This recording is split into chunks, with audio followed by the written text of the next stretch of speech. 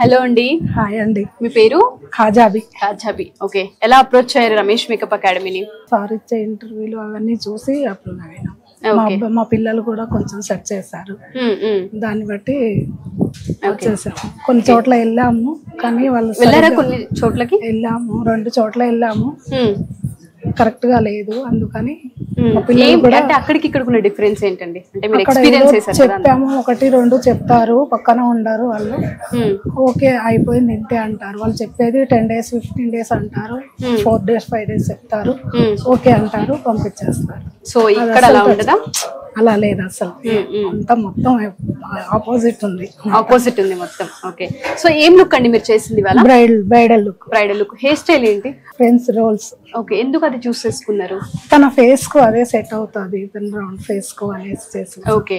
So అంటే వీళ్ళకి ఇదే బాగుంటుంది అనేది ఏమన్నా అంటే ఉంటుందా మీకు? ఆ ఎడ్యుకేషన్ ఏమైనా ఉంటుందా? ఐడియా ఇస్తారు, అలా చేయాలి, ఇలా ఏ ఫేస్ కి ఎలా చేయాలి అనేది సార్ మాకు డైలీ చెప్తూ ఉంటారు. ఓకే. సో ఏ హెయిర్ స్టైల్ చేయాలి అది నేర్పించేటప్పుడే అలా చెప్తూ ఉంటారు. ఎస్పెషల్లీ చాలా మంది స్కిన్ కొంతమంది సెన్సిటివ్ ఉంటుంది, కొంతమంది రఫ్ గా ఉంటుంది, కొంతమంది బ్లాక్ ఉంటుంది, కొంతమందికి పింపుల్స్ ఉంటూ ఉంటాయి.